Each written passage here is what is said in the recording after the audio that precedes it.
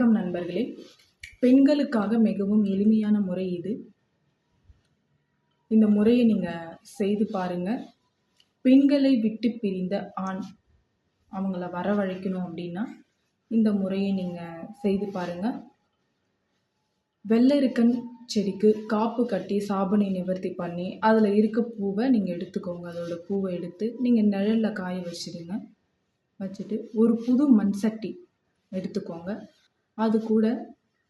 அதுக்குள்ளே நீங்கள் என்ன பண்ணுறீங்கன்னா பச்சை கற்பூரம் போட்டு நல்லா எரிய விட்டுடுங்க. நீங்கள் நிழலில் காய வைத்திருந்த அந்த பூவை அந்த சட்டியில் போட்டு நீங்கள் நல்லா கருக்கி மை எடுத்துக்கோங்க. அது கூட புனுகு ஜவ்வாது சேர்த்து நல்லா கலந்து எடுத்துக்கோங்க. அந்த மையை உங்களுடைய குலதெய்வம் மந்திரம் இருந்தால் அதை நீங்கள் சொல்லுங்கள். அப்படி இல்லைன்னா உங்களுடைய குலதெய்வம் கோவிலுக்கு போயிட்டு நீங்கள் அங்கே போயிட்டு பூஜை பண்ணி எடுத்துக்கோங்க.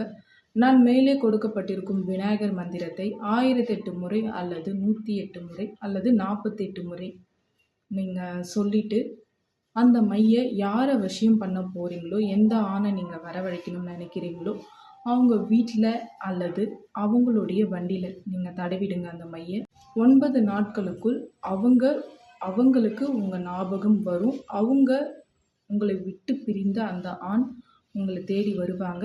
கடைசியாக அந்த மையை உங்கள் தலையிலும் நீங்கள் தேய்ச்சிக்கோங்க.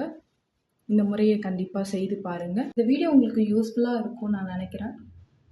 என்னோடய சேனலை லைக் பண்ணுங்கள், ஷேர் பண்ணுங்கள், சப்ஸ்கிரைப் பண்ணுங்கள். உங்களுக்கு இதே மாதிரி வீடியோ உங்களுக்கு என்னென்ன தேவை அப்படின்னா எனக்கு கமெண்ட் பண்ணுங்கள். காசியில் இருக்கும் என்னோடய குருநாதர்கிட்ட கேட்டுட்டு உங்களுக்கு அடுத்த பதிவு நான் போடுறேன். இலவசமாக உங்களுக்கு ஒரு பொருள் கொடுக்கலான்னு இருக்கேன். நீங்கள் என்னோடய சேனலை லைக், ஷேர், சப்ஸ்கிரைப் பண்ணியிருந்தீங்கன்னா அதோட ஸ்க்ரீன்ஷாட் எனக்கு அனுப்புங்க.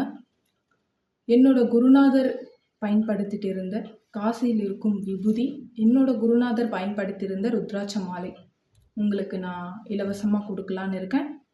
எனக்கு வாட்ஸ்அப் மெசேஜ் பண்ணுங்கள். வேறு என்ன பதிவு உங்களுக்கு வேணுன்றது எனக்கு கமெண்ட் பண்ணிவிடுங்க.